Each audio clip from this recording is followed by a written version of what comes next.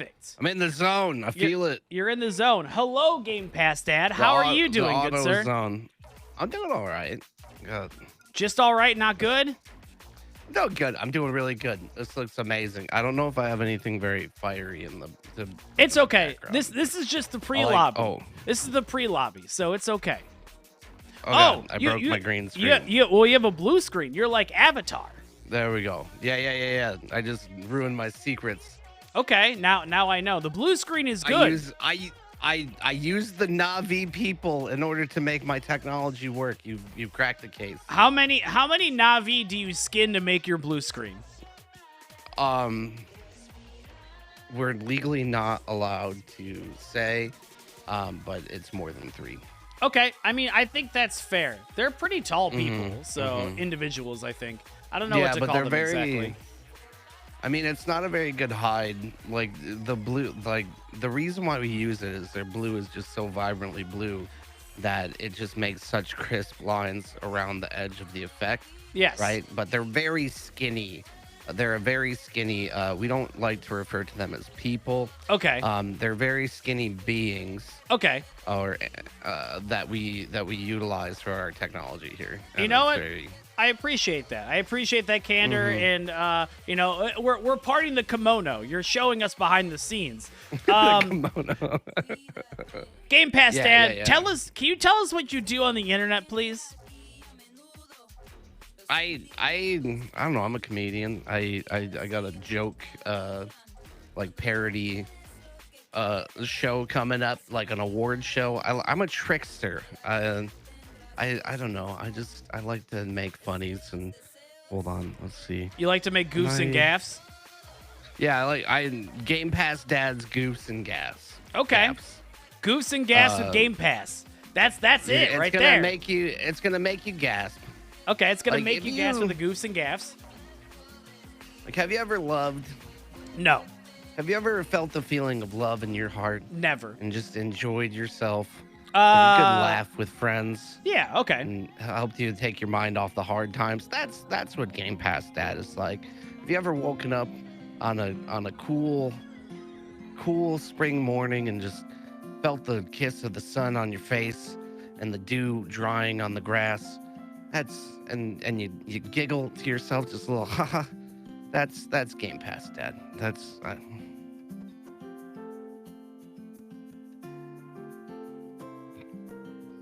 And that's Game Pass Dad, folks. That's it. Usually, if I wake up to the morning dew, it's because I am drunk in my backyard and I just woke up there. Drunken face out in the yard. Yeah. That's okay. It happens. Well, sir, happens to the best of us. Sir, have you played Dungeons and Dragons before? I've never played Dungeons and Dragons. I've always wanted to, though. Good. Me neither. It's gonna be great then. That's what I like to hear. Are you ready? What? What are you laughing about? You're like, we're not actually playing Dungeons and Dragons. We're not legally allowed to call it Dungeons and Dragons. I heard there's a problem with the name lately, so it's even better. So. Oh really? Yeah. Apparently, they're trying to make people pay when they make money off of Dungeons and Dragons, which is hilarious. Good for them, but they can't fight me. Like every single time. Yeah. We're gonna make DRM for your imagination. Yeah, nerds. You can't have any fun. Any fun at all. We're gonna copyright your dreams, son. Speaking of dreams, are you ready for your adventure? Yeah, dude, I'm ready for an adventure. Okay. I'm feeling adventurous. I'm excited. I'm really good. Been looking forward to this show. Okay, cool. Well, your D&D campaign is called Community Service Treasure. Okay? Your name is Larry Stouffer. You're like 37. Larry Stouffer. You're going to be 38 in August. I don't know if that means anything to you, but honestly, I feel like it could help you in this adventure. Let me set the sights for you, okay? Another day, another stupid day of labor.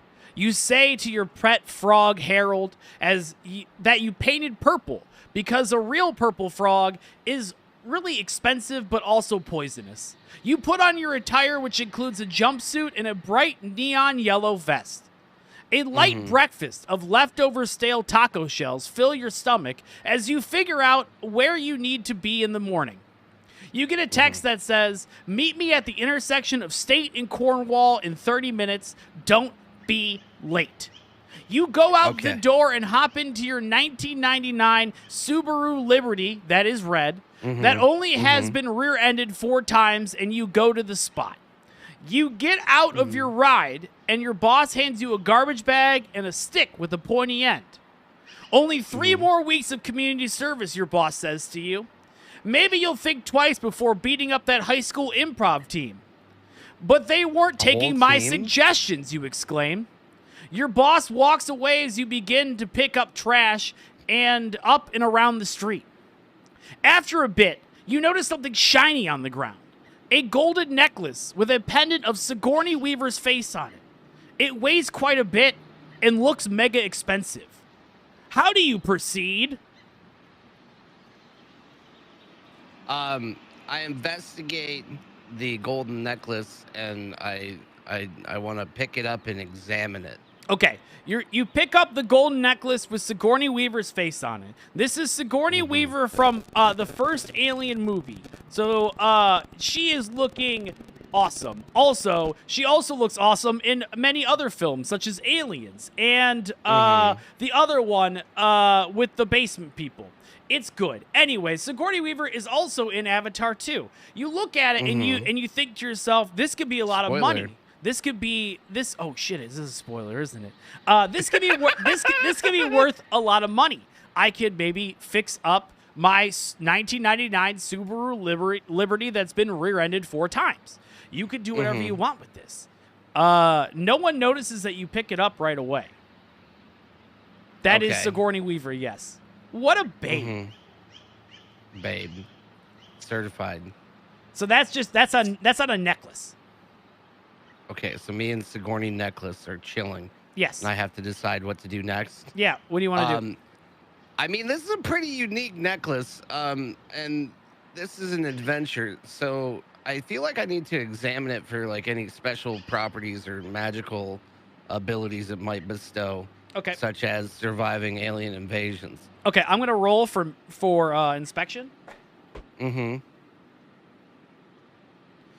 You rolled a 15. So you look around. That sounds good. And you see that it is a perfectly gold necklace without any dents, but nothing of magic is in it because this is the real world and real life. Okay.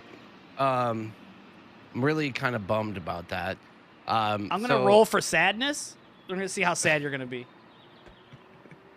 How sad am I going to be? You rolled a 4, so you do like a couple of sniffles, but that's about it.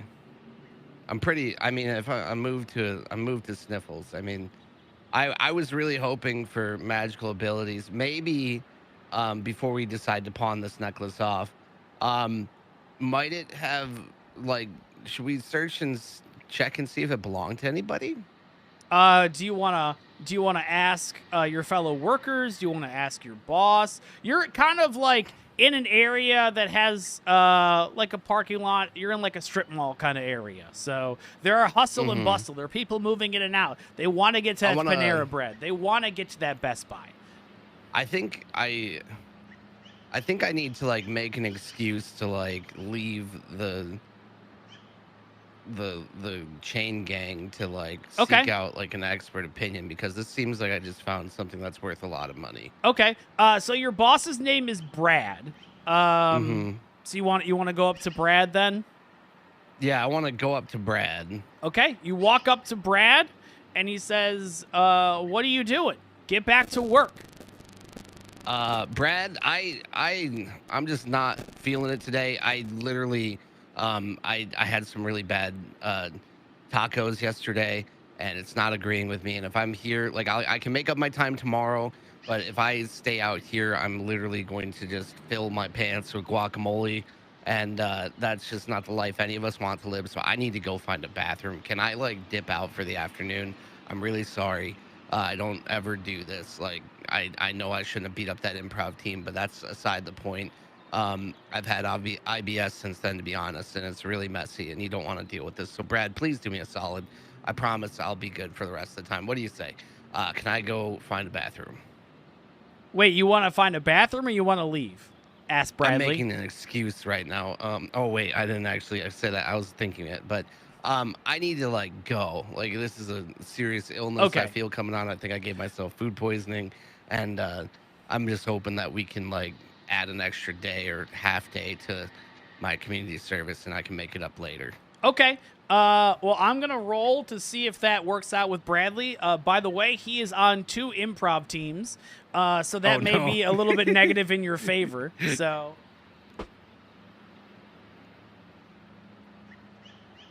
you roll a 10.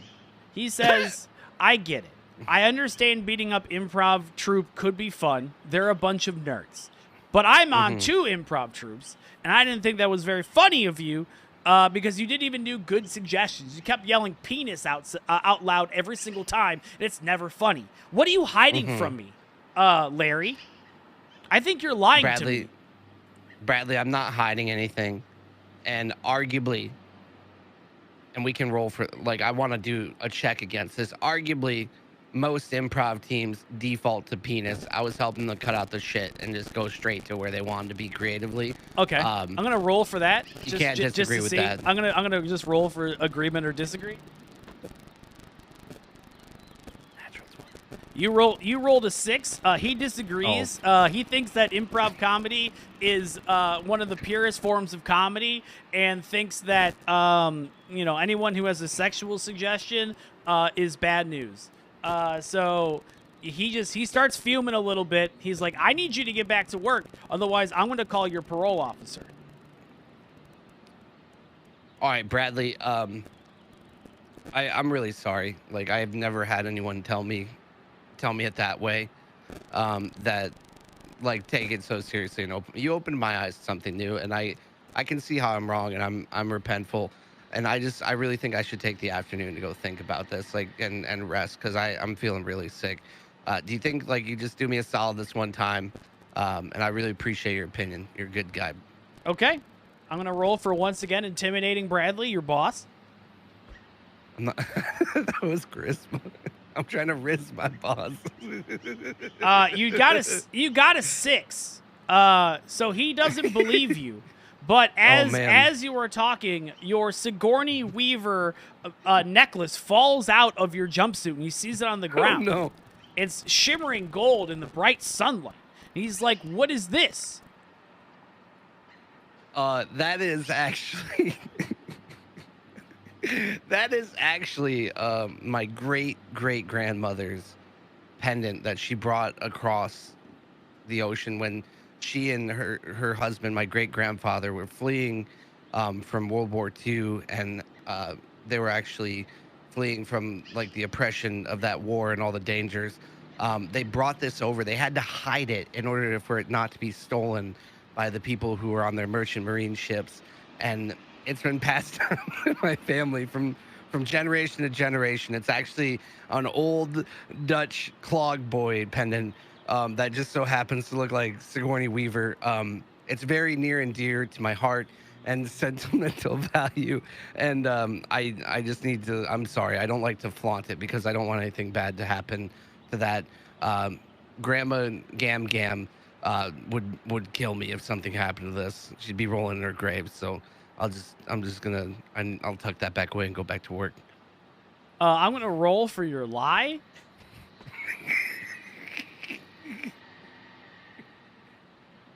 You rolled a 10. Bradley Bradley is touched though. He is a family man, as most improv comedians tend to be, which is good. He says, "You know what? I'm not going to let you go home, but you got 20 minutes to go get your shit together. Go take a shit, go what you have to do, wipe your face off, get a drink, go. You have 20 minutes." All right. So I go and I bought myself some time. I originally thought that I would search out, like maybe figuring out like seeing if there's any groups around of anyone that might belong to, because I don't want to be fall in with any unsavory characters or Yeah, anything of like course that. not. Like Yeah.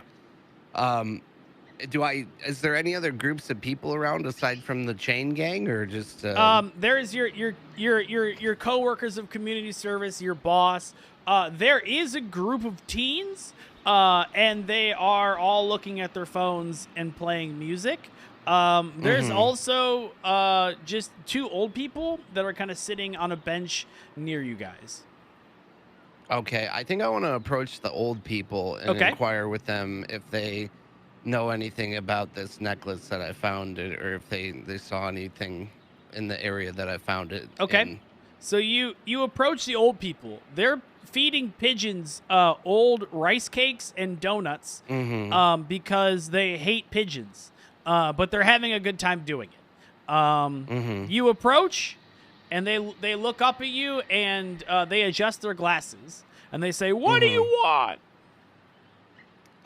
Hello, sir, and madam. Hi, old people. I was over here doing some communities or volunteering for the community, and while I was volunteering, I found something that I think might be very valuable.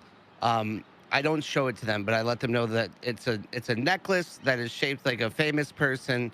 Um, have they possibly seen or heard anything in that around the park, or anything to like anyone like saying that they lost something, or if they have any idea, um, any leads on where it might have came from? Basically, just making sure there wasn't anybody looking for it, or anyone that might have dropped something that they saw. If they have any information for me? Well, the two old people look at each other, and the one old guy pulls out his necklace, and it's a necklace with Paul Giamatti's face on it. He says, "Well, I got Mm-hmm. mine." And the other old man next to him starts patting himself down, and he says, "I've lost mine. I can't find it. Do you have it?" Sir, what is? Can you describe your item that you're missing to me, so I can make sure whether or not I'm bringing it to the right place here? Oh, yeah. It's a necklace with a really hot babe on it. She's been in multiple films, mostly sci-fi. She's really hot. After my wife died, I only look at hot babes. Um, do you know who the actress was? In my old age, I can't remember every name, Sonny. Do you have it or not? He does. He Um, does pull out a World War II bayonet oh because no. because he's seen some shit, and he's had a lot of stuff happen to him in the war, and he doesn't really back down from a fight. So he pulls out a Yeah. bayonet and he stands up, but he's old, so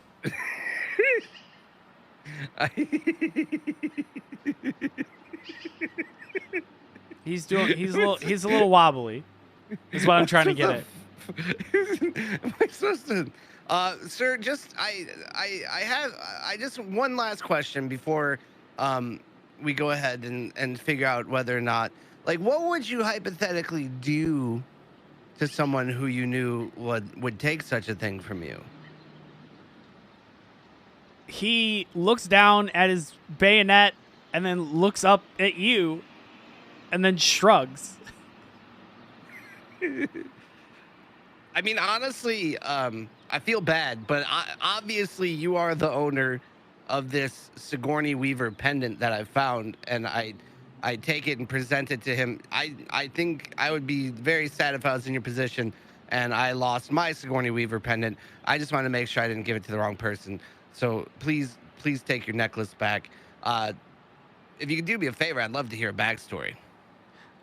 Okay, so you're giving the pendant back to the old man, correct? Mm-hmm. Okay, I'm gonna roll for that exchange.